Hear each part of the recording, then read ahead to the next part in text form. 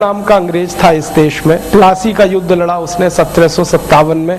वो सारी कहानी आप जानते हैं, इसलिए मैं रिपीट करना नहीं चाहता, लेकिन जो आप नहीं जानते वो बताना चाहता हूं। प्लासी के युद्ध में अंग्रेजों के सैनिकों की संख्या 350 थी और भारत जिसके खिलाफ ये युद्ध लड़ा जा रहा था उसके सैनिकों की संख्या 18,000 थी। अब कोई किसी से ये कहे कि अंग्रेजों के 350 सैनिक और भारत के 18,000 सैनिक कौन जीतेगा, तो निश्चित रूप से आप कहोगे भारत जीतेगा, और जीतना भी चाहिए। लेकिन इस युद्ध में भारत हारा था और इंग्लैंड जीता था। 350 सैनिक होने के बावजूद इंग्लैंड जीता था। कारण क्या था? उस युद्ध में भारत की तरफ से जो सेनापति था सेना का, उसका नाम था मीर जाफर, और अंग्रेजों की तरफ से जो सेनापति था वो था रॉबर्ट क्लाइव। रॉबर्ट क्लाइव को मालूम था कि मैं युद्ध हार जाऊंगा और मीर जाफर को कॉन्फिडेंस था कि मैं जीतूंगा। तो रॉबर्ट क्लाइव ने मीर जाफर के साथ एक समझौता किया था, और उस समझौते में मीर जाफर को यह कहा गया था कि तुम युद्ध में अंग्रेजों की मदद करो तो हम तुमको बंगाल का राजा बनाएंगे और 1 करोड़ स्वर्ण मुद्राएं भी देंगे। तो मीर जाफर 1 करोड़ स्वर्ण मुद्राओं के लालच में और बंगाल के राजा बनने के लालच में बिक गया था, और उसने देश से गद्दारी की थी। और गद्दारी ये की थी कि उसने भारत के 18,000 सैनिकों का सरेंडर अंग्रेजों के 350 सैनिकों के सामने करा दिया था। ये है सच्चाई युद्ध की। भारत हार गया, इंग्लैंड जीत गया। रॉबर्ट क्लाइव ने जब वो युद्ध जीत लिया तो 18,000 सैनिकों को अपने पास मिला लिया, और उन 18,000 सैनिकों को लेकर रॉबर्ट क्लाइव ने एक लॉन्ग मार्च किया, प्लासी से लेकर मुर्शिदाबाद तक। मुर्शिदाबाद उस समय कलकत्ता के विकल्प में राजधानी था, बंगाल की राजधानी था, और प्लासी से थोड़ा दूरी पर था। तो रॉबर्ट क्लाइव ने युद्ध जीत लिया, सैनिकों को लेकर एक मार्च निकाला। उस मार्च के बारे में रॉबर्ट क्लाइव ने अपनी डायरी में लिखा है कि मैं युद्ध में जीतने के बाद 18,000 भारतीय सैनिकों को बंदी बनाकर एक लॉन्ग मार्च पर निकला प्लासी से मुर्शिदाबाद। तो मैं घोड़े पर आगे आगे चलता था, मेरे पीछे पीछे 350 सैनिक चलते थे, वो अंग्रेज थे, उनके पीछे 18,000 भारत के सैनिक चलते थे, और उन्हीं में मीर जाफर भी चलता था।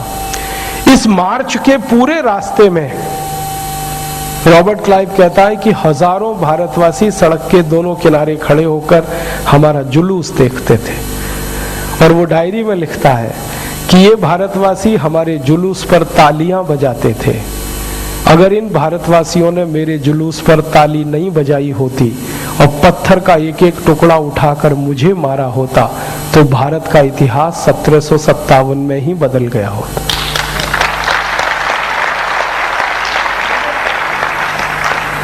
कितनी गहरी बात उसने कही है। हमने अंग्रेजों को पत्थर उठा के नहीं मारा, उनके जुलूस पर हमने तालियां बजाई। हमने इस देश में मीर जाफर जैसे गद्दारों को देखा जिसने कुछ सोने के लालच में देश को बेच दिया विदेशियों के हाथ में। इसलिए ये देश अंग्रेजों का गुलाम हुआ और लूट का शिकार हुआ। फिर उस रॉबर्ट क्लाइव ने लूटा, क्योंकि वो राजा हो गया बंगाल का। लूटा उसने, लूटा हुआ धन लेके वो लंदन गया। लंदन की पार्लियामेंट में रॉबर्ट क्लाइव के ऊपर एक मुकदमा चला, उसके ऊपर केस हुआ, क्रिमिनल केस हुआ। आप पूछेंगे क्यों? क्योंकि उसने जितना धन लूटा भारत में, उस धन को उसने बंटवारा नहीं किया, अकेला हजम कर गया। शर्त यह थी कि जो धन लूट का मिलेगा उसमें राजा को भी देना है, इंग्लैंड की पार्लियामेंट को भी देना है, और बचा अपने पास रखना है। रॉबर्ट क्लाइव ने किसी को कुछ नहीं दिया, अकेला हजम कर गया, इसलिए केस चला। मतलब अगर वो लूट का बंटवारा चल करता तो केस नहीं चलता। भ्रष्टाचार यहां से पैदा हुआ। रॉबर्ट क्लाइव इस देश में भ्रष्टाचार की अम्मा था, उसने बीज बोया इस देश में भ्रष्टाचार। ले गया धन लूट का, बंटवारा किया नहीं तो मुकदमा चला। मुकदमे में उससे जो सवाल पूछे गए वो बहुत लंबे हैं, मैं एक ही सवाल को कहूंगा। उससे पूछा गया कि तुम भारत से कितना धन लूट कर लाए, तो रॉबर्ट क्लाइव ने कहा मुझे पता नहीं कितना लाया। तो फिर पूछा गया बताओ, अंदाजा बताओ। तो उसने कहा मैंने गिना नहीं। तो नहीं गिना है तो फिर भी बताओ।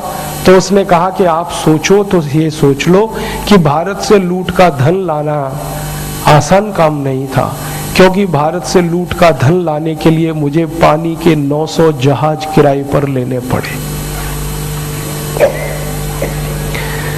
तो ब्रिटिश पार्लियामेंट में हड़कंप मच गया। उसको पूछा गया तुम लाए क्या हो? तो उसने कहा सोने के सिक्के लाया, चांदी के सिक्के लाया, हीरे जवाहरात लाया, मोती पन्ना माणिक लेके आया। इन सबको लाने के लिए पानी के 900 जहाज किराए पर लेने पड़े। इतना लूट का धन अकेले रॉबर्ट क्लाइव ने लिया इस देश में से। फिर उसको एक सवाल पूछा गया कि ये जो तुम लूट का धन लाए पानी के 900 जहाज किराए पर लेकर, एक जहाज में कितना धन आता है? तो उसने कहा कि एक जहाज में 60 से 70 मीट्रिक टन सोना आता है। ऐसे 900 जहाज में लेके आया। 70,000 किलोग्राम सोने से भरा हुआ एक जहाज, ऐसे 900 जहाज लेके गया रॉबर्ट क्लाइव। इस सोने को आज के हिसाब से अगर हम तौलना शुरू कर दें, आज सोने की कीमत 16,000 रुपए का 10 ग्राम है। आज के हिसाब से तौलना शुरू कर दें तो 300 लाख करोड़ रुपए का सोना निकलता है। अकेला रॉबर्ट क्लाइव ले गया। और रॉबर्ट क्लाइव कोई अकेला नहीं था जो लूट कर गया और भारत का लूट का अध्याय बंद हो गया। रॉबर्ट क्लाइव गया, उसको बाद में इंग्लैंड की पार्लियामेंट ने फांसी की सजा दी, क्योंकि लूटा और पैसा बांटा नहीं। फांसी की सजा होने से पहले उसने अपने आप को गोली मारी और सुसाइड किया था। फिर रॉबर्ट क्लाइव के बाद एक दूसरा लुटेरा आ गया, उसका नाम था वॉरेन हेस्टिंग्स, उसने लूटा। फिर वॉरेन हेस्टिंग्स के बाद तीसरा लुटेरा आ गया कॉर्नवालिस, उसने लूटा। फिर कॉर्नवालिस के बाद चौथा लुटेरा आ गया कर्जन, उसने लूटा। फिर कर्जन के बाद पांचवा लुटेरा आया विलियम वेंटिंग, उसने लूटा। फिर उसके बाद पैथिक लॉरेंस आया, उसने लूटा। ऐसे 84 अंग्रेज लुटेरे आए इस देश में और लूटते ही रहे इस देश को। और उन्होंने जो लूटा उस धन को जब वो लंदन ले गए तो हम गरीब हो गए और हमारे लूट के पैसे से वो अमीर हो गए। हमारी गरीबी का यही एकमात्र कारण है और कोई कारण नहीं। आप इसको सामान्य रूप से यह समझने की कोशिश करिए कि अगर आपका घर कोई लूटे तो आपका घर गरीब होता है, तो देश को कोई लूटे तो देश गरीब होता है। हमारा देश इसलिए गरीब हुआ। और भारत में जो इलाका आपको सबसे ज्यादा गरीब दिखाई देता है, उड़ीसा में, बंगाल में, बिहार में। बंगाल, बिहार, उड़ीसा की गरीबी के बारे में मैं कल्पना नहीं करता था मेरे जीवन में जब तक मैं वहां गया नहीं। ये कौन बच्चा है बहन जी, माता जी, किसका है ये? गरीबी के बारे में मुझे कल्पना नहीं थी। बंगाल, बिहार, उड़ीसा में मैं पहली बार जब कालाहांडी जिले में गया एक व्याख्यान देने के लिए, कालाहांडी भारत का सबसे गरीब जिला कहलाता है, तब मुझे अंदाजा लगा कि गरीबी कितनी है। कालाहांडी में जब मैं व्याख्यान देने के लिए गया तो मेरी सभा में 3 लोग आए, एक मैं खुद, एक माइक लगाने वाला और एक दरी बिछाने वाला। 3 लोग आए थे। हम 3 लोग थे, मैं खुद बोलूं और सुनूं और 2 लोग वो थे। फिर मैंने माइक वाले को पूछा, भैया ये क्यों नहीं आए लोग सुनने के लिए? उसने कहा आप चिंता मत करो, भाषण करो, वो सुनेंगे। मैं पूछा वो कैसे? उसने कहा घर में बैठ के सुनेंगे। मैं कहा जब घर में बैठ के सुन सकते हैं तो मेरे सामने भी सुन सकते हैं। तब उसने गंभीरता से कहा कि वो आपके सामने नहीं आ सकते क्योंकि उनके शरीर पर कपड़े नहीं है। मैंने कहा मुझे उनका घर दिखाओगे? उन्होंने कहा चलो। तो वो ले गया मुझे सरपंच के घर में। सरपंच का घर देखा तो टूटी हुई झोपड़ी 10 बाई 10 की। मैंने दरवाजा खटखटाया, सरपंच की पत्नी बाहर आई। मैंने कहा आपके पति से मुझे कुछ काम है। तो उसने कहा थोड़ी देर इंतजार करो। थोड़ी देर के बाद जब उसका पति बाहर आया तो मैंने देखा पति वही कपड़ा लपेट कर बाहर आया था जिसको पत्नी लपेट के बाहर आई थी। ऐसी गरीबी में इस देश के करोड़ों लोग रहते हैं। और जब अंग्रेजों की लूट के दस्तावेज मैंने पढ़े तब पता चला कि सबसे ज्यादा लूट उसी क्षेत्र में अंग्रेजों ने की है, उड़ीसा में, बंगाल में, बिहार में, झारखंड में। इसलिए सबसे ज्यादा गरीबी भी वहीं दिखाई दे। तो गरीबी का ऐतिहासिक कारण है, हमारी लूट हुई है। अब अंग्रेजों ने एक तो लूट की गैर कानूनी तरीके से, जैसे रॉबर्ट क्लाइव का मैंने उदाहरण दिया, दूसरी लूट की कानून बनाकर कानूनी तरीके से। अंग्रेजों की संसद में एक बार बहस हुई थी कि भारत को लूटने के लिए क्या क्या कानून बनाए जा सकते हैं। तो विलियम विल्बर फोर्स नाम का एक अंग्रेज था, वो पार्लियामेंट में कह रहा है कि भारत को लूटने के लिए कई तरह के कानून बनाए जा सकते हैं। जैसे भारत में उद्योग ज्यादा चलते हैं, उत्पादन बहुत होता है और दुनिया भर के बाजारों में वो सामान बिकता है, तो भारत में जो उत्पादन हो रहा है वहीं पर एक टैक्स हम लगा दें और वहीं से लूटना शुरू कर दें। तो अंग्रेजों ने भारत के उत्पादन पर टैक्स लगा के लूटना शुरू किया था, जिसको उन्होंने नाम दिया सेंट्रल एक्साइज ड्यूटी।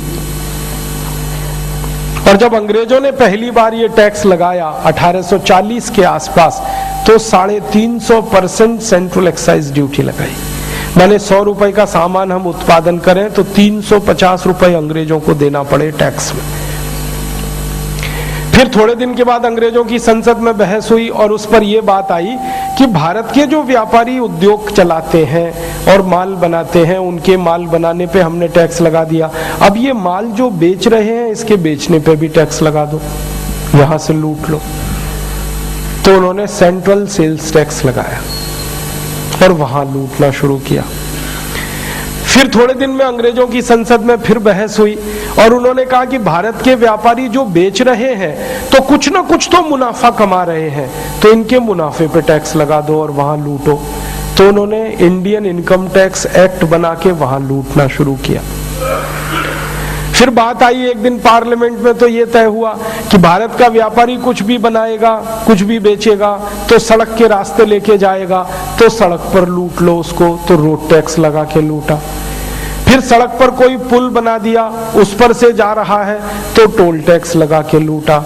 फिर जहां पर माल बना रहा है वहां म्युनिसिपल कॉरपोरेशन का टैक्स लगा के लूटा।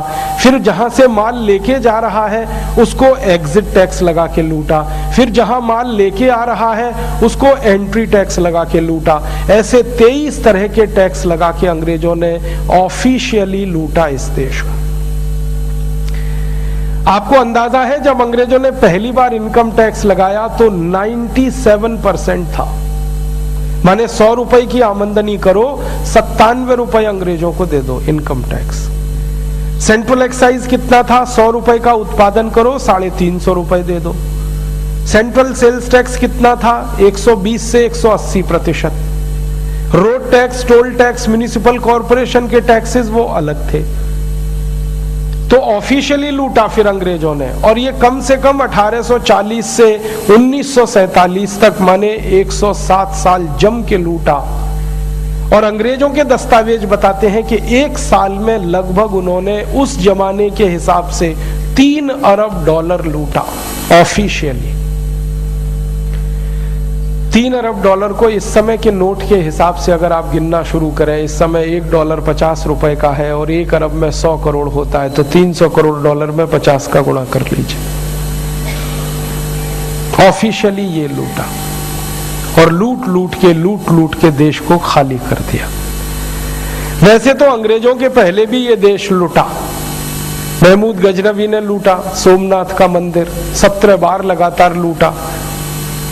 एक ही मंदिर को 17 बार लूटा, मतलब मंदिर में संपत्ति इतनी थी कि उसको लूटने में 17 बार लगा आना पड़ा।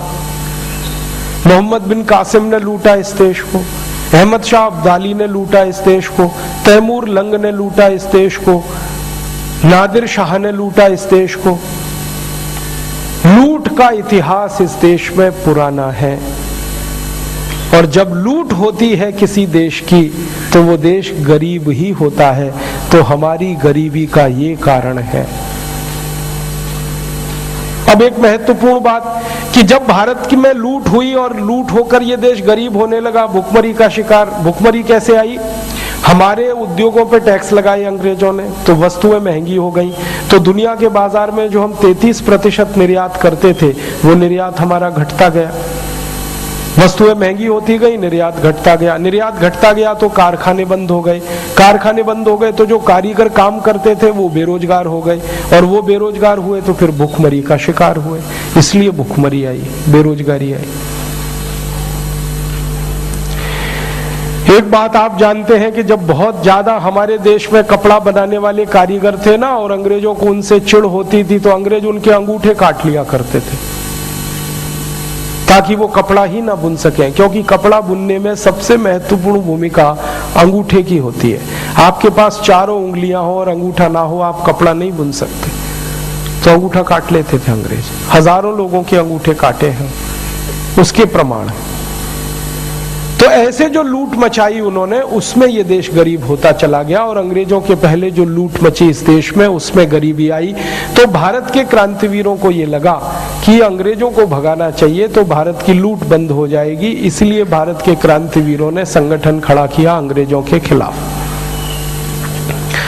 नाना साहब पेशवा, तात्या टोपे, झांसी की रानी लक्ष्मीबाई, नाना फडणवीस, वासुदेव बलवंत फड़के, ऐसे 7,32,000 क्रांतिकारियों ने संगठन खड़ा किया, अंग्रेजों के खिलाफ युद्ध लड़ा। उसी को आप कहते हैं आजादी का पहला संग्राम। उस युद्ध में थोड़े समय तक क्रांतिकारी जीते, बाद में अंग्रेज जीत गए।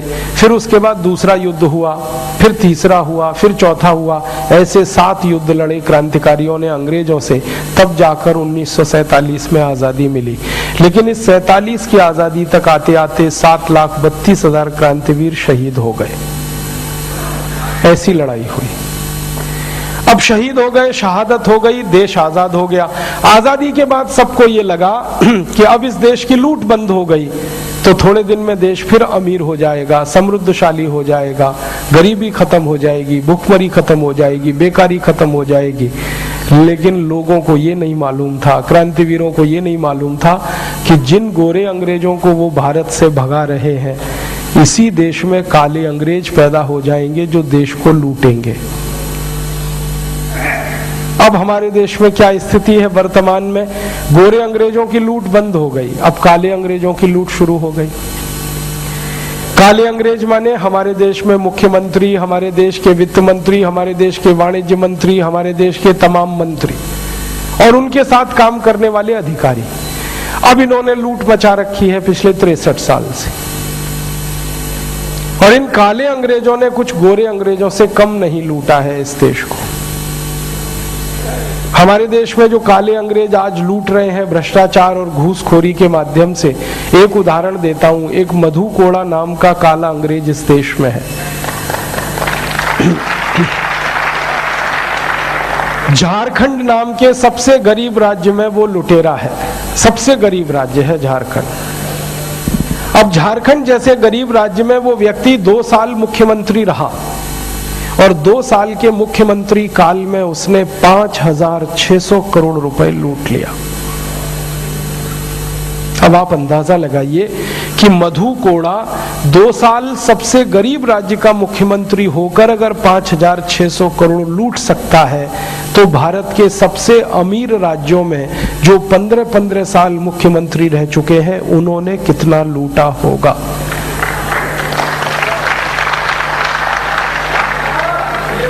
यहां हरियाणा में उदाहरण है, दूर कहां जाएं, आपके ही राज्य के उदाहरण है। कितने बड़े बड़े लूटखोर यहां बैठे हुए हैं हरियाणा में।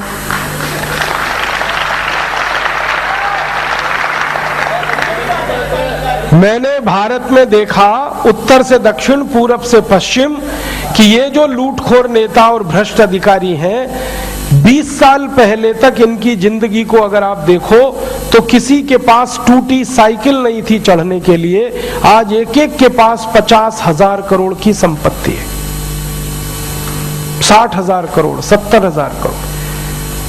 मैं नाम नहीं ले सकता क्योंकि परम पूजनीय स्वामी जी का मुझे सख्त निर्देश है कि नाम लेके मत बोलो तुम, जब समय आएगा तब नाम लेंगे। मैं इशारे से बताता हूं, आप सब समझ जाएंगे।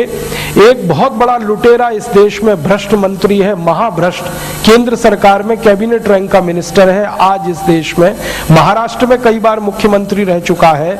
उसकी लूट का अंदाजा अगर आप लगाना चाहो तो अंदाजा ऐसे लगाओ कि 20 साल पहले उसके पास टूटी साइकिल नहीं थी घर में, आज बंबई से पूना के बीच की दूरी 180 किलोमीटर की है।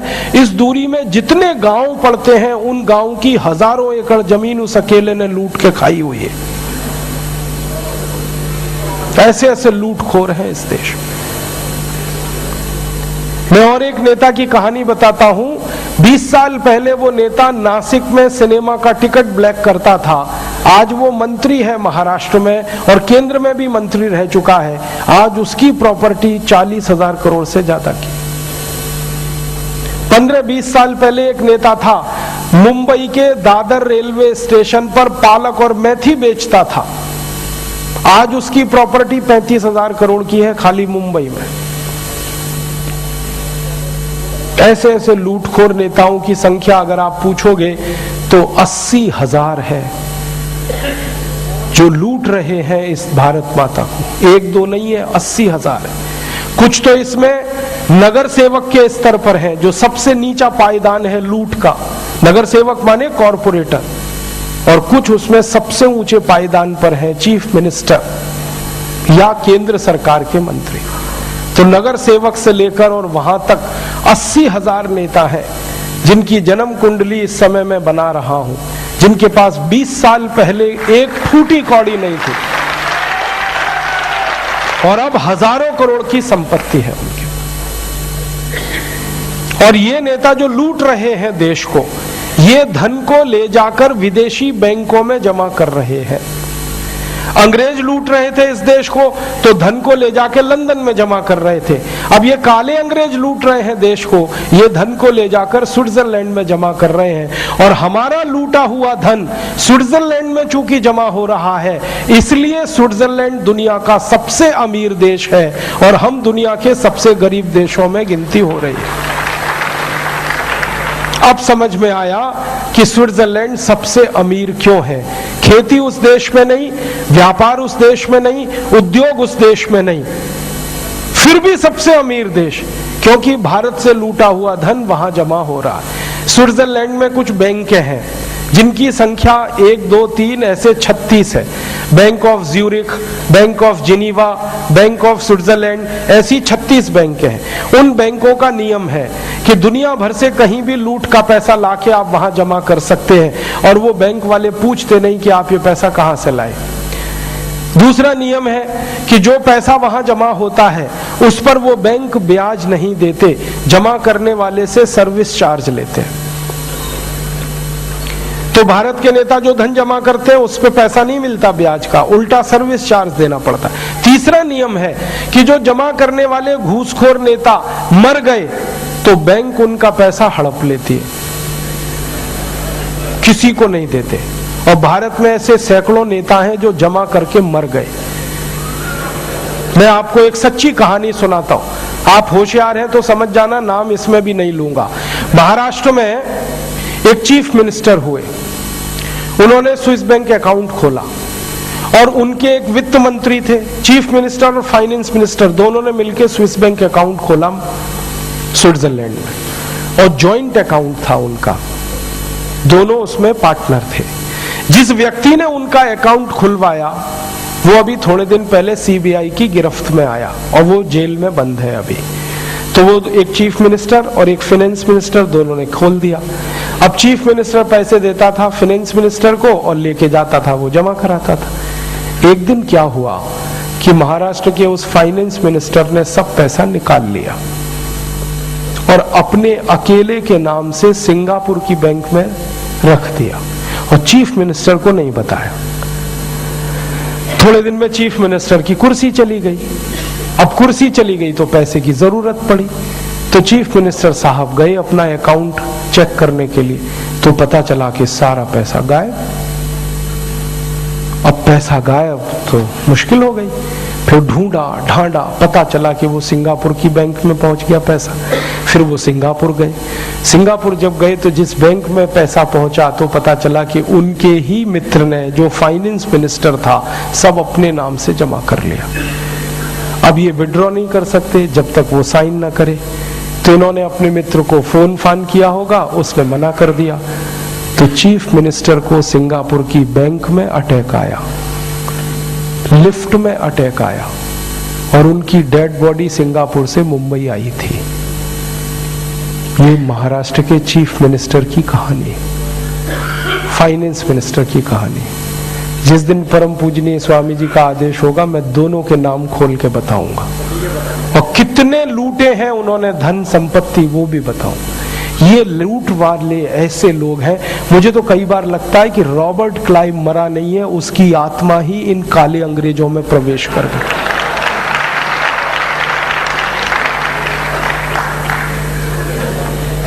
ऐसा ही एक लुटेरा अंग्रेज है इस देश में, काला अंग्रेज, उसका नाम बता देता हूं क्योंकि इसकी परमिशन है मुझे। उसका नाम है अखंड प्रताप सिंह। वो उत्तर प्रदेश सरकार में चीफ सेक्रेटरी रहा, आईएएस अधिकारी है। उसके घर में अभी छापा पड़ा था सीबीआई का, तो 480 करोड़ रुपए निकला घर में से। उसने जिंदगी भर जो सर्विस की है ना, उसका टीए डीए और एचआरए मिला के 77 लाख बैठता है और उसके घर में से 480 करोड़ निकला। जब पुलिस ने पूछताछ की, सीबीआई ने पूछताछ की, तो पता चला कि ये उसका एक घर है, ऐसे 19 घर अभी और हैं।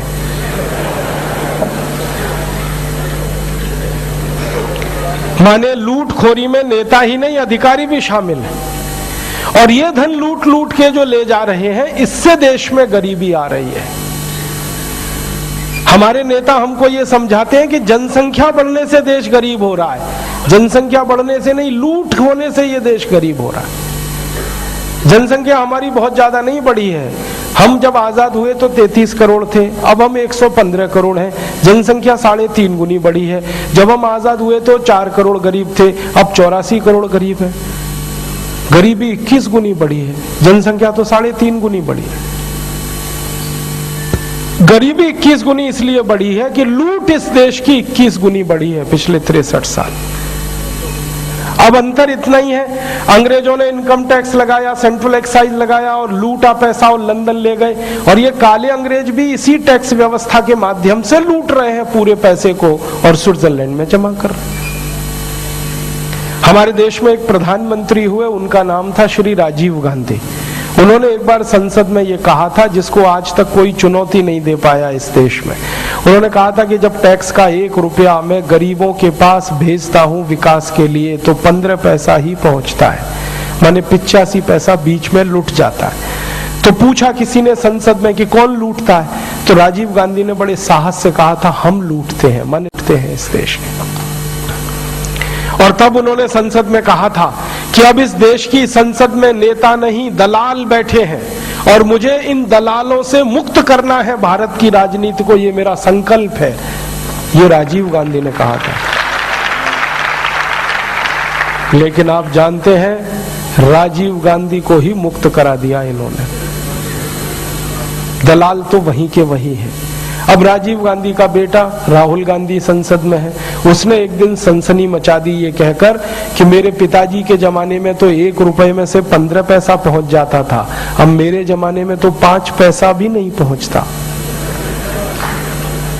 माने 95% लूट हो जाती है।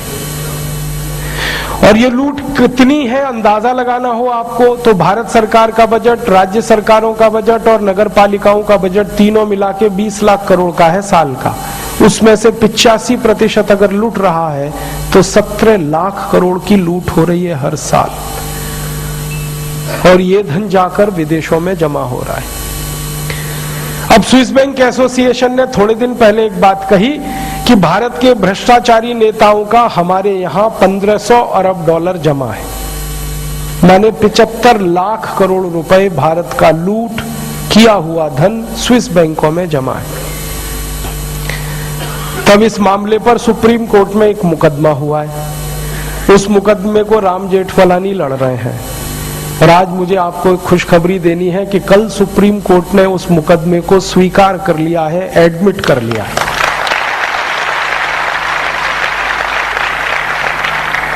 अब तक तो वो एडमिशन के स्टेज में था ये केस पिछले 6 महीने से, अब वो एडमिट हो गया है कल।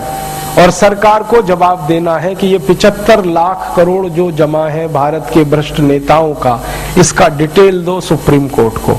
अब देखना है कि सरकार क्या करती।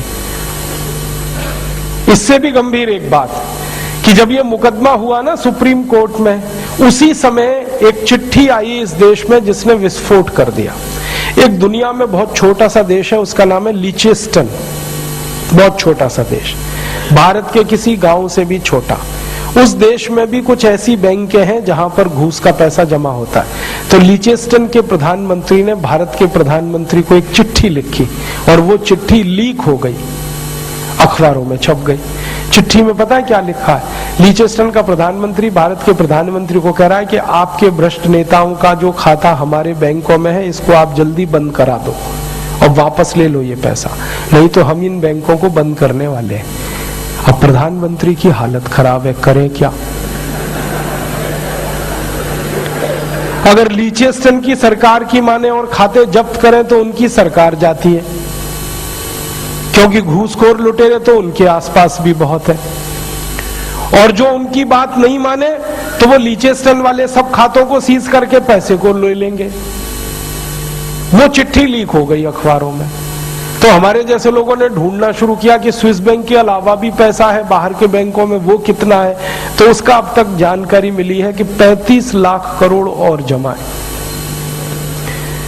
माने 110 लाख करोड़ लूट का भारत का पैसा विदेशी बैंकों में है। रॉबर्ट क्लाइव ने 300 लाख करोड़ लूटा था आज के हिसाब से, हमारा 110 लाख करोड़ इन काले रॉबर्ट क्लाइवों ने लूट लिया पिछले 63 साल। अब ये धन जमा है और ऐसे ही देश लुटता रहेगा तो गरीबी ही आएगी। अब मैं और एक गहरी बात कहने जा रहा हूं आपसे। अंग्रेजों ने भारत में लूट करने के लिए एक सिस्टम बनाया था, क्योंकि गुलामी जो आई थी ना वो एक सिस्टम से आई थी, और लूट भी हुई थी तो वो एक सिस्टम से हुई थी। सिस्टमैटिक लूट हुई है, ऐसे ही नहीं हुई है हाफेजार्डली, सिस्टमैटिक लूट हुई है। इनकम टैक्स का उन्होंने सिस्टम बनाया, सेंट्रल एक्साइज का सिस्टम बनाया, टोल टैक्स का बनाया, रोड टैक्स का बनाया। ये पूरे सिस्टम को अंग्रेजों ने बनाया लूटने के लिए। दुर्भाग्य से यही सारा का सारा सिस्टम अभी भी चल रहा है इस देश में। और एक बात कहता हूं आपसे, अंग्रेजों ने जो लूट का सिस्टम बनाया इसमें कुछ अधिकारी नियुक्त किए उन्होंने। अंग्रेजों ने एक कानून बनाया था सन 1860 में, जिसका नाम है इंडियन सिविल सर्विसेज एक्ट। इस कानून के आधार पर उन्होंने एक अधिकारी की नियुक्ति की थी, उसको वो कहते थे कलेक्टर। कलेक्टर का माने जो धन इकट्ठा करे। अंग्रेजी का शब्द है ना COLLECT, कलेक्ट। कलेक्ट माने इकट्ठा करना, कलेक्टर माने इकट्ठा करने वाला। क्या? धन। किससे? भारत के लोगों से। तो भारत के लोगों से धन इकट्ठा करके अंग्रेजों के कोष में जमा करे, इसके लिए अधिकारी नियुक्त किया था कलेक्टर, और उसके लिए कानून था इंडियन सिविल सर्विसेज एक्ट। आजादी के 63 साल के बाद वही अधिकारी अब DM के नाम से पहचाना जाता है, और हरियाणा में उसको डिप्टी कमिश्नर कहते हैं। वो अंग्रेजों के जमाने का कलेक्टर है। कुछ बदला थोड़ी है हमने, कानून भी वही है, इंडियन सिविल सर्विसेज एक्ट। उसमें बस इतना ही एक शब्द बदला है, इंडियन एडमिनिस्ट्रेटिव एक्ट। तो लूटने वाला कलेक्टर, कलेक्टर के ऊपर एक कमिश्नर बनाया अंग्रेजों ने, और कमिश्नर शब्द आया है कमीशन से।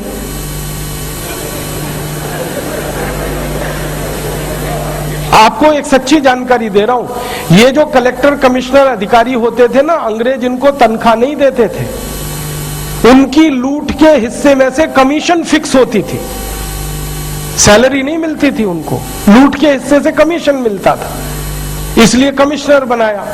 5 कलेक्टर के ऊपर एक कमिश्नर होता था, फिर कमिश्नर के ऊपर सेक्रेटरी होता था, पूरा सिस्टम खड़ा किया। कलेक्टर के नीचे डिप्टी कलेक्टर होता था, डिप्टी कलेक्टर के नीचे तहसीलदार होता था। तो लूट का पूरा तंत्र अंग्रेजों ने खड़ा किया था। अब मैं आपसे एक सवाल पूछता हूं, वो ये कि जिस लूट के तंत्र को अंग्रेजों ने खड़ा किया लूटने के लिए, अगर वही तंत्र आजादी के 63 साल के बाद भी चलेगा तो लूट ही करेगा और कुछ नहीं करेगा। और जिस तंत्र के कारण यह देश गरीब हुआ, आजादी के 63 साल के बाद भी अगर वही तंत्र चलेगा तो गरीबी ही उसमें से पैदा होगी और कुछ पैदा नहीं होगा। ये हमारे देश की मजबूरी है, या कम नसीबी है, या दर्द भरी दास्तान है कि लूट का सिस्टम वैसे का वैसा ही है। अब उस लूट के सिस्टम को सपोर्ट करने के लिए अंग्रेजों ने कुछ और सिस्टम बनाए थे। एक जुडिशियल सिस्टम बनाया उन्होंने, आईपीसी, सीआरपीसी, सीपीसी को लेकर। और उस जुडिशियल सिस्टम के बारे में खुद अंग्रेज कहा करते थे कि कभी भारतवासियों को न्याय नहीं मिले, इसके लिए ये है। वही आईपीसी, सीआरपीसी, सीपीसी अब चल रहा है जो अंग्रेज बना के गए थे। दूसरे कुछ सहयोगी सिस्टम उन्होंने खड़े किए, एजुकेशन सिस्टम बनाया। मैकॉले कहा करता था कि भारत में हमको क्लर्क चाहिए जो अंग्रेज और भारतवासी दोनों के बीच में एजेंट के रूप से स्थापित हो। बहुत होशियार नहीं चाहिए, बहुत तेज नहीं चाहिए, बहुत स्मार्ट नहीं चाहिए, बाबू चाहिए, क्लर्क चाहिए जो इस लूट के सिस्टम को चलाए। उसके लिए शिक्षा लाई उसने। वही क्लर्क बनाने वाली शिक्षा आज तक हम इस देश में ढोते चले आ रहे हैं। इंडियन एजुकेशन एक्ट के नाम पे चल रही है मैकॉले शिक्षा। अंग्रेजों ने उस लूट की व्यवस्था को पक्का करने के लिए पुलिस बनाई थी। 1860 में पुलिस एक्ट लाया उन्होंने, जिसका नाम है इंडियन पुलिस एक्ट। वो पुलिस एक्ट आजादी के 63 साल के बाद भी चल रहा है। अंग्रेजों ने इस लूट की व्यवस्था को कायम रखने के लिए 34,735 कानून बनाए थे। दुर्भाग्य से वो सारे कानून अभी तक इस देश में चल रहे हैं, लूट की व्यवस्था को ही मजबूत करने के लिए। अब हम क्या कर रहे हैं? 63 साल से हम क्या कर रहे हैं कि लूट की इस व्यवस्था को नहीं बदल रहे हैं। लूट करने वाले जो अधिकारी हैं, प्रधानमंत्री, मुख्यमंत्री आदि आदि बदल रहे हैं हम, वो नए नए लुटेरे पैदा हो रहे हैं। व्यवस्था नहीं बदली हमने, व्यवस्था को चलाने वाले कुछ नेताओं को बदला। कुछ ऐसी कहानी है कि अंग्रेजों ने जो व्यवस्था की कार बनाई, वो कार हमने नहीं बदली, कार के ड्राइवर को बदलने की कोशिश की पिछले 63 साल।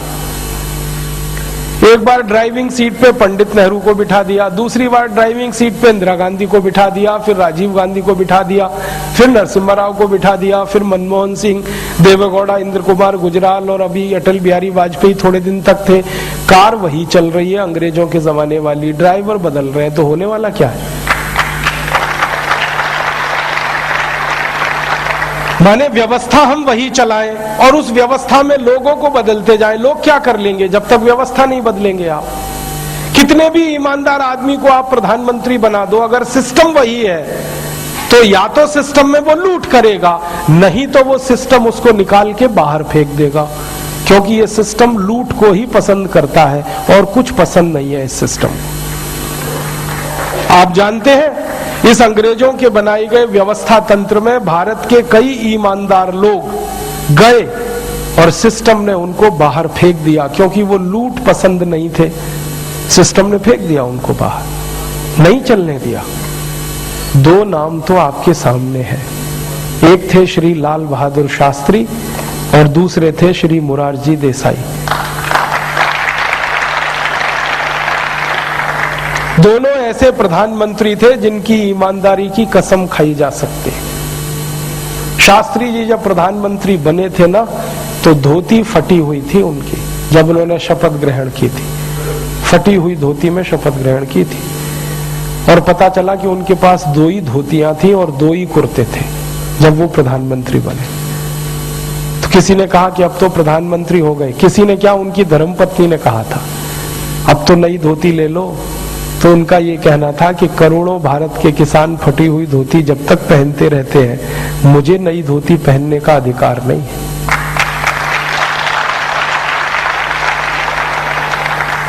ऐसे ईमानदार प्रधानमंत्री जब घुसे सिस्टम में, तो सिस्टम ने उनको बर्दाश्त नहीं किया, निकाल के फेंक दिया, मार डाला, हत्या कर दी उनकी।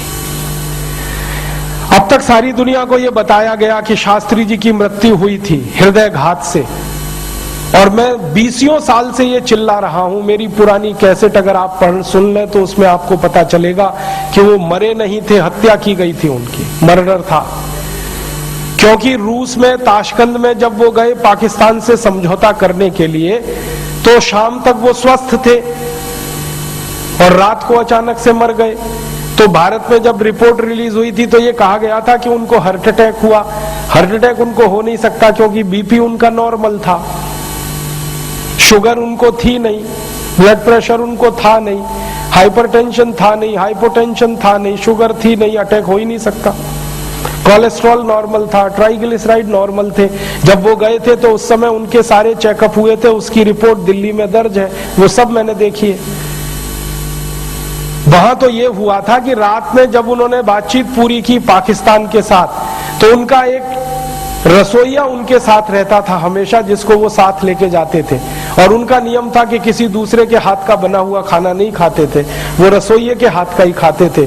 उनके रसोइये का ताशकंद में अपहरण हुआ, कुछ लोग उसको पकड़ के ले गए और उस रसोइये की जगह पर एक दूसरे व्यक्ति को रसोइया बना दिया गया। और शास्त्री जी अक्सर रात को दूध पीते थे, खाना नहीं खाते थे। अक्सर रात का खाना उन्होंने तब से छोड़ा हुआ था जब से अमेरिका के साथ उन्होंने एक समझौता रद्द किया था।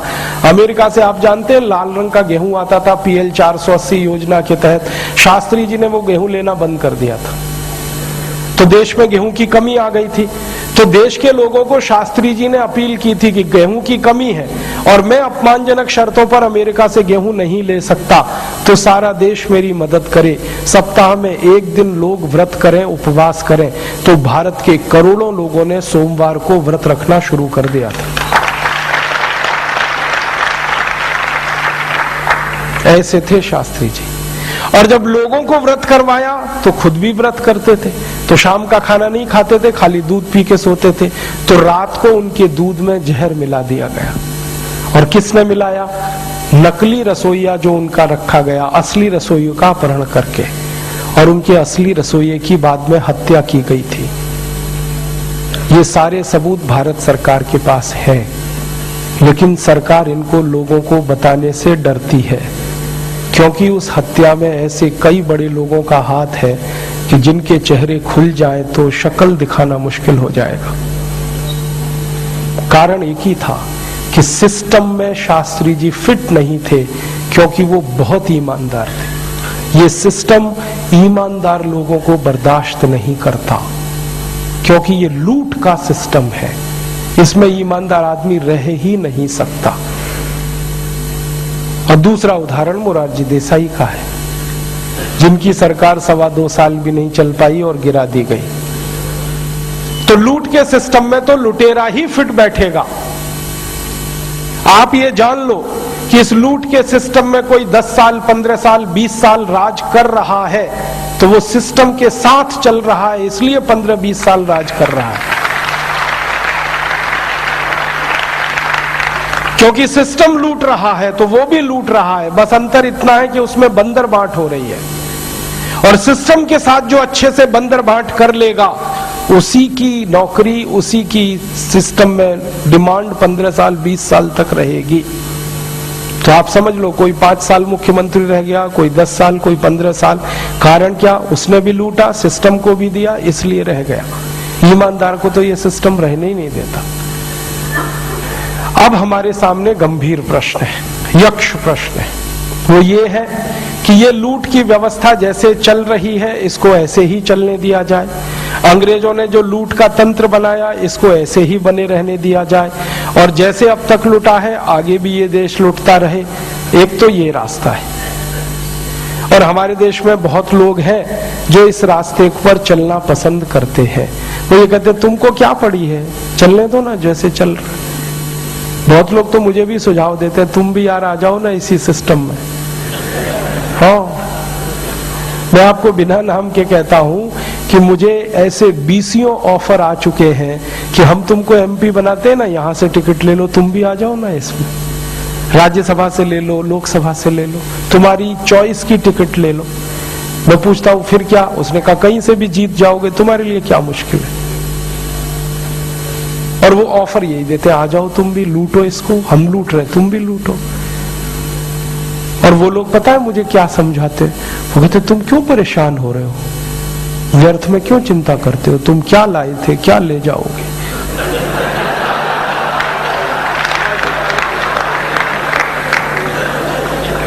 वो तो मुझे इतनी बड़ी फिलॉसफी समझाते हैं, जो हो रहा है अच्छा हो रहा है, आगे होगा और भी अच्छा होगा, तुम व्यर्थ क्यों चिंता करते हो, तुम क्या लाए थे क्या ले जाओगे, लगो ना लूटने में तुम भी।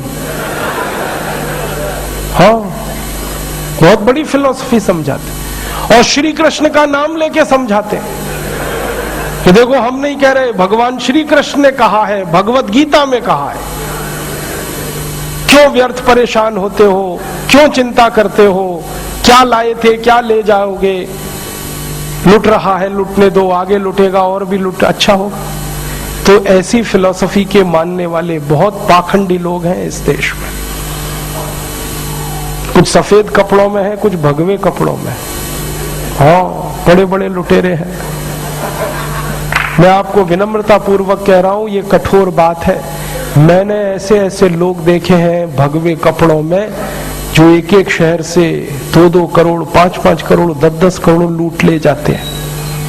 कोई राम कथा कह के, कोई कृष्ण कथा कह के, कोई कथा कह के, कोई कथा कह के, और फिर उस पैसे को ब्याज पे चलाते हैं। ऐसे हरामी लोग मैंने देखे हैं मेरी आंखों से। ब्याज पे चलाते हैं उस पैसे, बाजार में उनका पैसा ब्याज पे घूमता है। आपसे वो पैसा इकट्ठा करते हैं, आरती उतारते हैं, आप उनके चरणों का पानी धो के पीते हैं और उनकी आरती की थाली में आप डालते हैं, वो करोड़ों रुपए लेके जाते हैं। राम की कथा कहते हैं, राम के वन गमन का वर्णन करते हैं और उनके दुखों का वर्णन करते हैं, और ऐसे दुख का वर्णन, ढल ढल ढल ढल आंसू बहते हैं उनके आंख से। मैंने देखा है, राम के दुखों का वर्णन करते हैं, राम को कितना कष्ट हुआ, कितना दुख हुआ, नंगे पांव चले, ऐसे हुआ वैसे हुआ, और उस वर्णन में आप भी रोते हैं, वो भी रोते हैं, लेकिन ये सारा खेल एयर कंडीशनड मंच पे चलता है। राम के दुखों का वर्णन करने के लिए एयर कंडीशनड मंच लगता है, एयर कंडीशनड कार लगती है, एयर कंडीशनड घर लगता है, एयर कंडीशनड चार्टर्ड फ्लाइट लगती है, तब राम के दुखों का वर्णन होता है।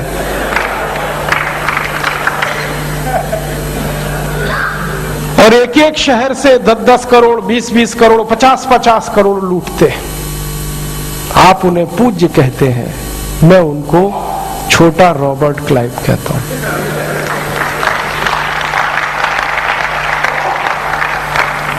तो नेता ही नहीं लूट रहे हैं, अधिकारी भी नहीं लूट रहे हैं, और भी ऐसे लोग हैं, और लूट ही नहीं रहे। मेरे जैसे लोगों को कह रहे हैं, क्यों व्यर्थ चिंता करते थे, क्या लाए थे क्या ले जाओगे, तुम तो ये कंठी माला ले लो, राम राम राम राम, राधे राधे राधे राधे, बस और कुछ नहीं। तुम्हारा कल्याण, देश का कल्याण, राधे राधे राधे राधे राम राम, बस हो गया। ऐसे लोग हमको निकम्मा बना रहे हैं, आलसी बना रहे हैं, प्रमादी बना रहे हैं, कमजोर बना रहे हैं, फैले हुए हैं पूरे देश में। तो एक तो ये है रास्ता कि तुम क्या चिंता करते हो, जो हो रहा है अच्छा हो रहा है, आगे भी होगा और अच्छा होगा, तो तुम भी लग जाओ इसी लूट में। और एक दूसरा रास्ता है, वो दूसरा रास्ता थोड़ा कठिन है, कठोर है।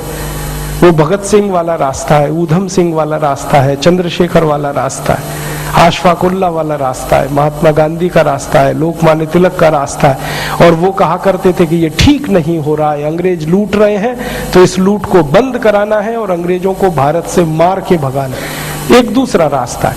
अब भगत सिंह, ऊधम सिंह, चंद्रशेखर ने गोरे अंग्रेजों को मारकर भगाया, तो हमारे पास एक दूसरा विकल्प है कि हम इन काले अंग्रेजों को इस देश से मारकर भगाएं, तभी इस देश में इस लूट की व्यवस्था को बंद किया जा सकता। मुझे दुख और तकलीफ इस बात की है कि मैं अगर हिसार में आऊं और आपसे ये कहूं कि मुझे हिसार के किसी म्युनिसिपल स्कूल में चपरासी बना दो, तो आप कहोगे राजीव भाई आपकी क्वालिफिकेशन क्या है, और मैं कहूं मेरी कोई क्वालिफिकेशन नहीं है, तो आप मुझे म्युनिसिपल स्कूल का चपरासी भी नहीं बनाओगे। और कल को मैं हरियाणा का चीफ मिनिस्टर बन के आ गया, तब क्या करोगे? उसी जीरो क्वालिफिकेशन पर मैं हरियाणा का अगर चीफ मिनिस्टर बनकर आया तो आप मेरे गले को मालाओं से लाद दोगे और जिंदाबाद इतनी करोगे तो सारा शहर बहरा हो जाए। ये विडंबना है हमारे देश की। जिस व्यक्ति को मिनिमम क्वालिफिकेशन के आधार पर किसी स्कूल का चपरासी नहीं बनाया जा सकता, वो व्यक्ति मुख्यमंत्री हो सकता है, राज्यपाल हो सकता है, प्रधानमंत्री हो सकता है, राष्ट्रपति हो सकता है। विडंबना इस देश की पता है क्या है? जिस व्यक्ति ने जिंदगी में कभी खेत में हल नहीं जोता वो कृषि मंत्री। सालों साल इस देश में शिक्षा मंत्री ऐसे लोग रहे जो कभी स्कूल नहीं गए पढ़ने के लिए। मैं बस नाम नहीं ले रहा हूं, बाकी आपको सब पता है। इस देश में एक व्यक्ति ने जिंदगी में कभी चाय की दुकान नहीं चलाई, वो देश का वर्षों वर्षों वाणिज्य मंत्री रहा, जिसने दुकान नहीं चलाई कभी। फाइनेंस का जिसको ABCD नहीं आता, वो सालों साल इस देश में वित्त मंत्री रहता है। जिसने कभी अपने बेटे और बेटियों को भारत की सेना के लिए भेजा नहीं कुर्बान होने को, वो देश का रक्षा मंत्री हो सकता है। और जिसको अपनी रक्षा करने के लिए सैकड़ों जवान लगते हैं, वो देश की क्या रक्षा करेगा? सोचो आप। जिस व्यक्ति को जिंदगी में कभी विज्ञान और तकनीकी का अंतर पता नहीं है, वो साइंस और टेक्नोलॉजी का मंत्री हो सकता है। और जिसको इनमें से कुछ भी पता नहीं है, वो प्रधानमंत्री हो सकता है इस देश।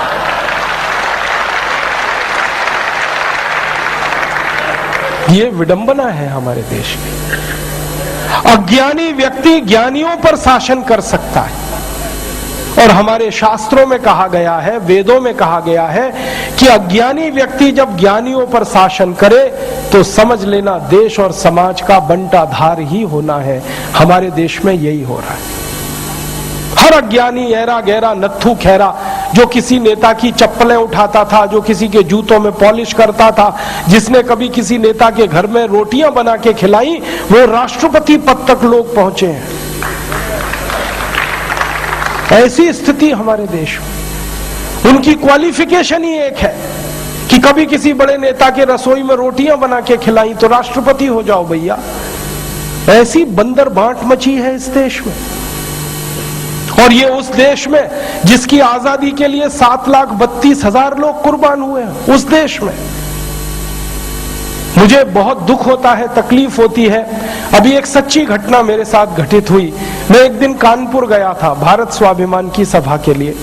तो कानपुर के रेलवे स्टेशन पे उतरा। उतरने के बाद शहर में बाहर आने के लिए नीचे पुल पर से उतर के आया तो एक छोटी सी चाय की दुकान थी। उस पर एक बेटी और एक माँ और एक छोटा सा बेटा आपस में बात कर रहे थे। वो क्या बात कर रहे थे? वो कह रहे थे, माँ हम गरीब क्यों हैं? तो कान में मेरे शब्द पड़ गए। मैंने कहा ये इस तरह का प्रश्न कोई अपनी माँ से पूछे तो मुझे लगा ये कोई साधारण लोग नहीं है, कुछ तो इनमें असाधारणपन है।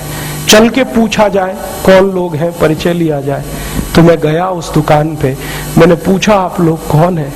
तो उन्होंने कहा कि हम तात्या टोपे के परिवार के लोग।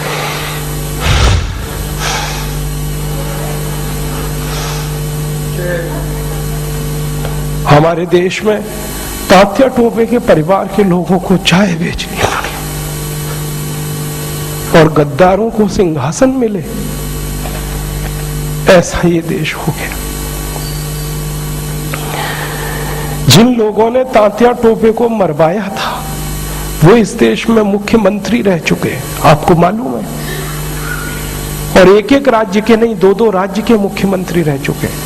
तात्या टोपे का गुप्त पता जिन गद्दारों ने अंग्रेजों को बताया था, उस खानदान के कई लोग इस देश में मंत्री रह चुके हैं। झांसी की रानी लक्ष्मीबाई को जिन्होंने मरवाया था वो इस देश में मंत्री रह चुके हैं। और तात्या टोपे जिन्होंने जवानी लगा दी देश के लिए, उनके परिवार के लोग चाय बेच रहे हैं। ये देश है और ये अब बर्दाश्त नहीं होता। और ये बर्दाश्त होना भी नहीं चाहिए किसी को। क्यों बर्दाश्त होना चाहिए? ऐसा देश तो हमने कल्पना कभी की नहीं थी। तात्या टोपे ने कभी कल्पना नहीं की थी कि ऐसा देश बनेगा। झांसी की रानी की कभी कल्पना नहीं थी, चंद्रशेखर की कल्पना नहीं थी। चंद्रशेखर जैसे क्रांतिवीर ने इस देश की क्या कल्पना की होगी। एक कहानी सुनाता हूं कि वो घर से भाग गए थे 13 साल की उम्र में। माता पिता बहुत गरीब थे, खाने को घर में नहीं था, घर छोड़कर भाग गए, बनारस आ गए, क्रांतिकारियों के संगठन में शामिल हो गए और उसी संगठन ने थोड़े दिन के बाद काकोरी कांड किया था और खजाना लूटा था। तो धन आ गया, थोड़ा सा पैसा आ गया। तो चंद्रशेखर को उनकी माँ और पिता का संदेश आया कि जो पैसा तुम्हारे पास आया है इसमें से कुछ हमें भी दे दो, हमारी गरीबी में काम आएगा। तो चंद्रशेखर अपने माता पिता के पास गए थे और एक ही उत्तर दिया था कि मेरी रिवॉल्वर में 2 गोलियां हैं, पैसे तो दे नहीं सकता, ये दोनों गोलियां दे सकता हूं। ऐसा देश चंद्रशेखर का, ऐसा देश तात्या टोपे का अब लुट रहा है। तो फिर क्या करना चाहिए? तो मुझे लगता है कि अब फिर कोई दूसरी बड़ी लड़ाई की तैयारी करनी चाहिए। एक लड़ाई उन्होंने लड़ी, तात्या टोपे ने, झांसी की रानी ने, चंद्रशेखर ने, अब दूसरी लड़ाई हमें लड़नी पड़ेगी। इसके बिना कोई रास्ता नहीं। और ये दूसरी लड़ाई का ही अभियान है जिसको हम भारत स्वाभिमान कहते हैं।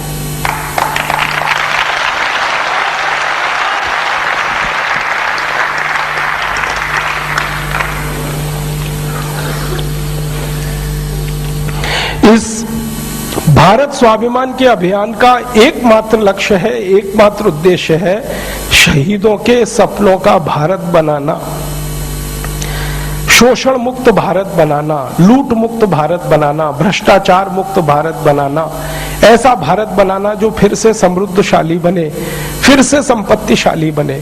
उसके लिए ये अभियान है। अब आप पूछेंगे ये कैसे संभव है?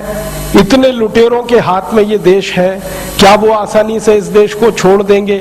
जो लूट रहे हैं, जिनके स्वार्थ पूरे हो रहे हैं, क्या वो इतनी आसानी से मान जाएंगे? वो आसानी से देश को छोड़ेंगे नहीं लूटना, और वो आसानी से मानेंगे भी नहीं। उनको तो छुड़वाना पड़ेगा, वैसे ही जैसे अंग्रेजों से हमने देश को छुड़वाया था। कोई लुटेरा अपनी इच्छा से देश को नहीं छोड़ेगा लूटना, कोई लुटेरा अपनी इच्छा से बंद नहीं करेगा देश को लूटना। उनको तो मजबूर करना पड़ेगा कि वो इस लूट को छोड़ें और इस देश को छोड़ें। तो कैसे होगा? वो होगा संगठन की ताकत से। आज हमारी ताकत कम है। भारत स्वाभिमान के सारे देश में करीब 2.5 लाख शिक्षक हैं, जो हमारी ताकत है। कल को ये 5 लाख होंगे, फिर 7 लाख होंगे, फिर 11 लाख होंगे, फिर 50 लाख हो सकते हैं, 1 करोड़, 5 करोड़। जिस दिन हमारी ताकत लुटेरों की ताकत से बड़ी हो जाएगी, उसी दिन इन लुटेरों के हाथ से इस देश को छीन लेंगे और जो ईमानदार चरित्रवान लोग हैं उनके हाथ में देश को सौंप देंगे। आप बोलेंगे वो संभव है। वो संभव ऐसे है कि हमारे देश में एक लोकतंत्र नाम की व्यवस्था चलती है और दुर्भाग्य या सौभाग्य इस लोकतंत्र में वही काबिज होता है, वही हावी होता है जिसकी ताकत होती है। और ताकत जो है वो लोगों से गिनी जाती है। लोगों की ताकत जिनके पास है, लोगों की शक्ति जिनके पास है, सारा तंत्र उनके लिए है। अभी मैंने एक दिन सोचा कि भारत की सब राजनीतिक पार्टियां जो लूट में शामिल हैं इस देश में, इनकी कुल ताकत का पता लगाओ। तो मैंने 48 पार्टियां, कांग्रेस, बीजेपी, जनता दल, राष्ट्रवादी Janata Dal, CPM, CPI, Samajwadi party, Bahujan Samaj party, इन सबके सदस्यों की संख्या गिनना शुरू किया तो पता चला कि इन सबके पास कुल मिलाके 4 करोड़ सदस्य हैं, जिनकी ताकत पर ये देश को लूट रहे हैं। कुछ सदस्य एक पार्टी के पास, कुछ दूसरे के पास, कुछ तीसरे के पास। तो 4 करोड़ सदस्यों की ताकत पर वो देश को लूट रहे हैं। ये बात बिल्कुल समझ में आई। तब हमने तय किया कि हमारी ताकत जिस दिन 5 करोड़ सदस्यों की हो जाएगी, उसी दिन इनकी लूट को हम बंद करा देंगे और ये देश को इनसे मुक्त कराएंगे। अब हमको सारे देश में 5 करोड़ लोग चाहिए जो इस अभियान के साथ जुड़े, और ये 5 करोड़ लोग अगर हमारे अभियान से जुड़ते हैं तो 50 करोड़ लोगों का आशीर्वाद हमें मिलता है। क्योंकि भारत में ऐसा माना गया है कि एक व्यक्ति अगर किसी अभियान से जुड़ गया तो वो 10 लोगों को प्रभावित करता है, घर, परिवार और पड़ोस के। तो 50 करोड़ लोगों का परोक्ष समर्थन मिले, 5 करोड़ लोगों का प्रत्यक्ष समर्थन मिले, इस दृष्टि से हम आगे बढ़ रहे हैं। तो आप सबका इसमें सहयोग चाहिए। आप बोलेंगे जी हम क्या सहयोग कर सकते हैं? आप भारत स्वाभिमान के सदस्य बन सकते हैं, हमारी 5 करोड़ की संख्या को जल्दी से जल्दी पूरा कर सकते हैं और दूसरे लोगों को ज्यादा से ज्यादा प्रेरित करके हमारे इस अभियान में जोड़ सकते हैं। तो आपसे यही मदद की अपेक्षा है। आप ये मदद करेंगे और हमें उम्मीद है कि जिस गति से हम बढ़ रहे हैं, अगले 4 साल में हम 5 करोड़ से ज्यादा सदस्यों को इस काम में जोड़ लेंगे। आपकी भावना को ध्यान में रख के मैं ये कह रहा हूं, हो सकता है हम 5 करोड़ का लक्ष्य लेके चल रहे हैं, लेकिन अगले 4 साल में 10 करोड़ भी जुड़ सकते हैं। क्योंकि मैं तो जब देश में घूमता हूं तो देखता हूं कि लोग तो तैयार बैठे हैं, कोई उनको चाहिए जो राह दिखाने वाला हो और उनकी भावना को निस्वार्थ भाव से तौलने वाला हो। लोग तो तैयार बैठे। मैंने तो इस देश में देखा है, लोग इतने ज्यादा तैयार बैठे हैं इस काम के लिए, वो कहते हैं कोई हमारे पास आए। इस देश में क्रांतिकारियों का समर्थन करने वालों की और क्रांतिकारियों का सहयोग करने वालों की कोई कमी नहीं है। जब अंग्रेजों का शासन चलता था, जब सारे कठोर कानून लागू थे, तब भारत के लोग क्रांतिकारियों की मदद करने में पीछे नहीं हटे, तो अभी भी नहीं हटेंगे, ये तो पक्का है। मैं तो हैरान हो जाता हूं ये सुनकर और जानकर कि महात्मा गांधी को आखिरी क्रांतिकारी माने और स्वामी दयानंद सरस्वती को प्रथम क्रांतिकारी हम माने, तो इस पीरियड में स्वामी दयानंद सरस्वती से लेके महात्मा गांधी के बीच में 480 करोड़ रुपए लोगों ने दान किया था आजादी लाने के लिए, और उस समय का 1 रुपया आज के 300 रुपए के बराबर। तो इसका मतलब लोगों ने समर्थन दिया था, सहयोग दिया था, तभी तो इतना बड़ा स्वतंत्रता संग्राम हुआ 1857 का। 1857 का स्वाधीनता संग्राम 350 जिलों में हुआ था और 350 जिलों में 4.25 करोड़ लोगों ने अंग्रेजों से लड़ाई लड़ी थी, प्रत्यक्ष और परोक्ष रूप से। अब 4.25 करोड़ लोग अगर लड़ाई लड़ रहे थे, तो अगर एक एक के हाथ में एक एक तलवार, एक एक हसिया भी मान लो, तो एक एक तलवार, एक एक हसिया को बनाने के लिए 1 से 1.5 किलो लोहा लगता है।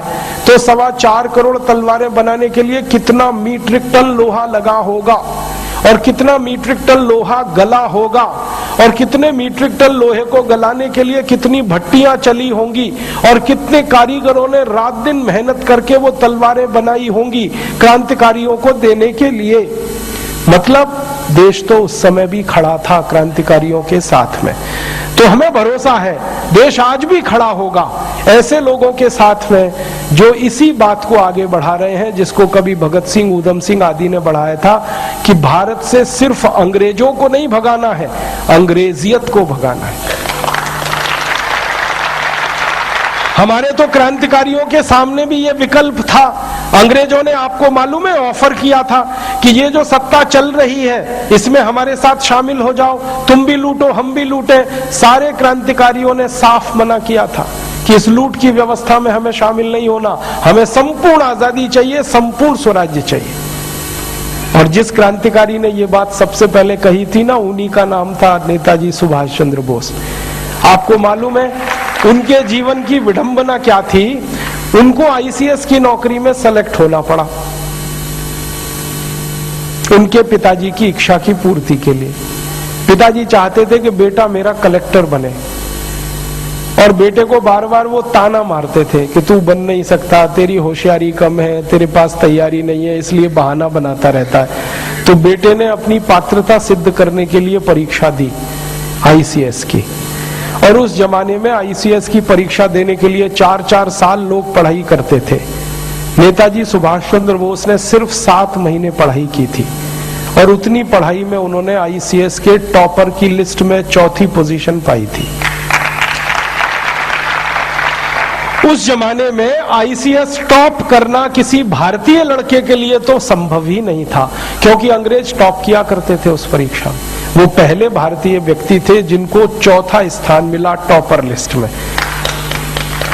बड़ी मजेदार घटना है, वो लंदन गए थे, कैम्ब्रिज यूनिवर्सिटी में एडमिशन होके आईसीएस में बैठे थे।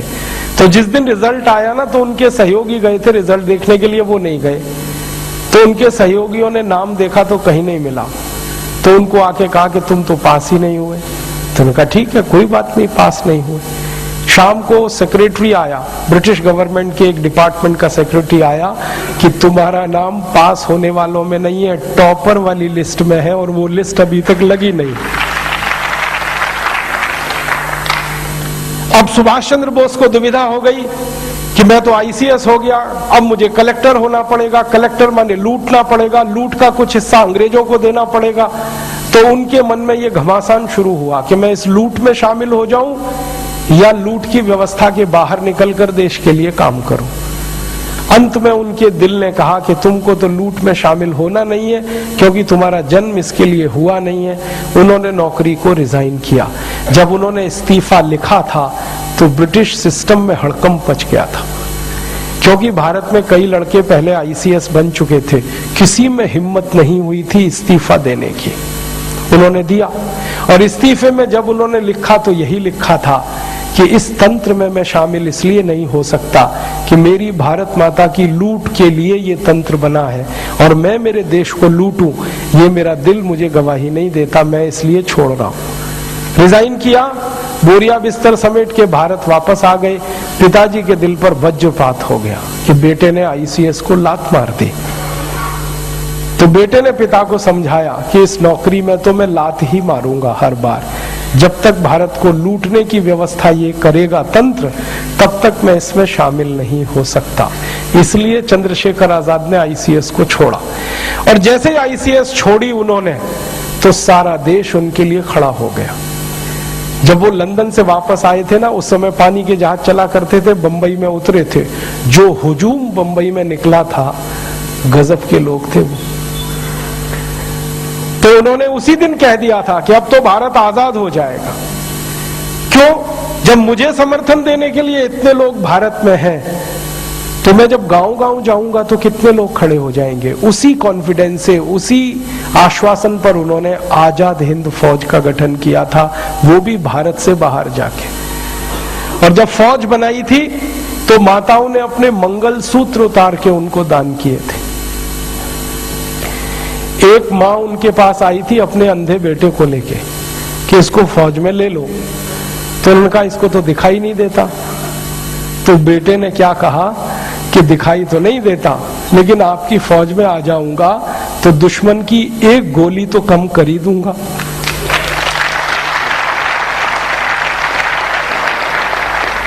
ऐसा उत्साह, इतना समर्थन। तो मुझे तो यही भरोसा होता है कि उस जमाने में अगर इतना उत्साह और समर्थन मिला देश के क्रांतिकारियों को, तो आज क्यों नहीं मिलेगा? जरूर मिलेगा। एक बार हम लोगों के पास जाए तो सही।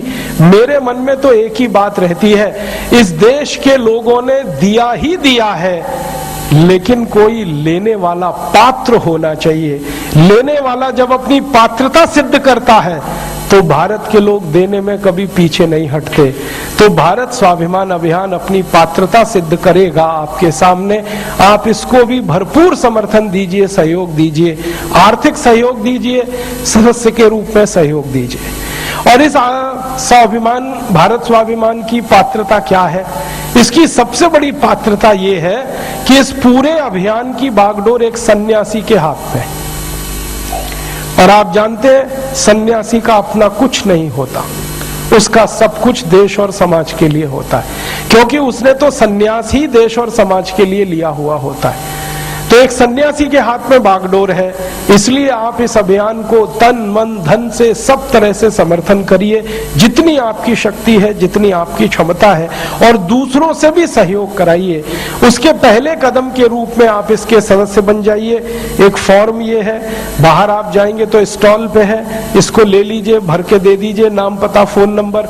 और इस फॉर्म को जब आप जमा करेंगे तो 1100 रुपए का दान है विशेष सदस्य का, 51 रुपए का दान है साधारण सदस्य का। जो आपकी शक्ति में है वो आप कर लीजिए। 51 रुपए का दान देके साधारण सदस्य हो सकते हैं, 1100 का देके विशेष हो सकते हैं। ये जो आप दान करेंगे ये भारत स्वाभिमान ट्रस्ट में जमा होगा, और ये दान के पैसे से ही ये लड़ाई हमें लड़नी है। जब भी बाजार जाएं तो स्वदेशी वस्तुएं ही खरीद कर लाइए, विदेशी वस्तुओं का बहिष्कार करिए। और विदेशी वस्तुओं के बहिष्कार के साथ साथ विदेशी भाषा का भी बहिष्कार करना है, विदेशी भूषा का भी बहिष्कार करना है, विदेशी भोजन का भी बहिष्कार करना है, विदेशी भजन का भी बहिष्कार करना है, विदेशी भेषज का भी बहिष्कार करना है। भेषज माने औषधि, उसका भी बहिष्कार करना। विदेशी औषधि माने एलोपैथी, उसका बहिष्कार करें और आयुर्वेदिक दवाओं से अपना इलाज करें, योग और प्राणायाम से अपना इलाज करें। विदेशी भोजन माने pizza, burger, hot dog, cold dog, इसका बहिष्कार करें, अपने देशी भोजन को उपयोग में लाएं। विदेशी भाषा माने अंग्रेजी का बहिष्कार करें, हिंदी, तमिल, तेलुगु, कन्नड़, मलयालम, मराठी आदि आदि भाषाओं का ज्यादा से ज्यादा उपयोग करें और सम्मान करें। हर स्तर पर हमें स्वदेशी होना है, ये व्यक्तिगत जीवन में। और राष्ट्रीय जीवन में अंग्रेजों के बनाए हुए कानून और तंत्र को बदलना है। तो एक काम राष्ट्र स्तर पर करना है, दूसरा काम अपने व्यक्ति स्तर पर करना है। व्यक्ति स्तर पर हम बदले, राष्ट्र स्तर पर देश बदले, इन्हीं दोनों के बदल से संपूर्ण होगा हमारा ये अभियान, जिसके लिए मैं आपसे निवेदन कर रहा हूं, आप इसमें आइए, शामिल हो जाइए।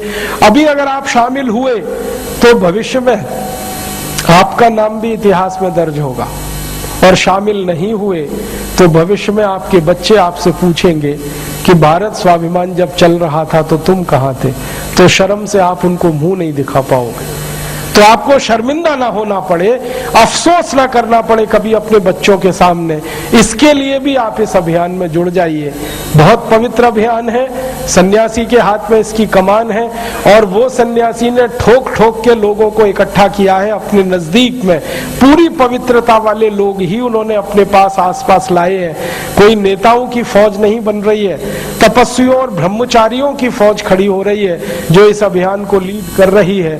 इसलिए इस अभियान की पवित्रता की गारंटी है और इसकी शुचिता की भी गारंटी है। आप सब सहयोग करें, आपका प्यार मिले, इसी भावना के साथ आपका आभार व्यक्त करता हूं, धन्यवाद देता हूं और आपसे हाथ जोड़कर माफी मांगता हूं कि मेरी कुछ बातों ने अगर आपको बहुत ज्यादा भावनात्मक बनाया हो, इमोशनल बनाया हो, तो मुझे माफ करेंगे, क्योंकि मैं खुद इमोशनल हो गया तो शायद आप भी हो गए होंगे। परम पूजनीय स्वामी जी ने मुझे कह रखा है इमोशनल होना नहीं और दोनों को, सामने वालों को इमोशनल करना नहीं। तो मुझसे अगर ये गलती हुई है तो मुझे क्षमा करेंगे, माफ करेंगे। मैं आप सबसे इस उम्मीद के साथ वापस जाना चाहता हूं कि अगली बार अगर मैं हिसार में आऊं तो ये सभागार छोटा पड़े सभा करने के लिए, ऐसी एक बड़ी सभा हो जिसमें यहाँ के लोग किसी मैदान में न समा पाए, इतने सदस्य हमारे पास हो जाएं। बहुत बहुत आभार, बहुत बहुत धन्यवाद। मैं बोलूंगा भारत माता की, आप सब बोलेंगे जय।